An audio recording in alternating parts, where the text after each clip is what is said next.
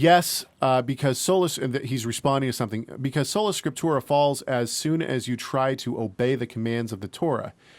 Every command of the Torah requires an oral law to define its parameters. For example, the Torah tells us to keep the Sabbath holy, but nowhere does it define how to keep it holy. Torah commands us not to work on the Sabbath, but nowhere does it define what work is. The following paper provides, and then he gives a paper to this huge article that he's written. Now, I want to respond to this straight away because,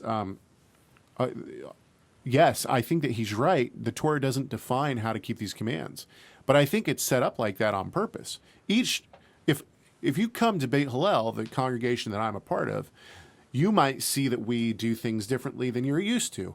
We might tie our tzitzit differently than you. We might count the Omer differently than you. We might keep the Sabbath differently than you're used to keeping it. And if I go to your community, it might be different. Is there one better than the other?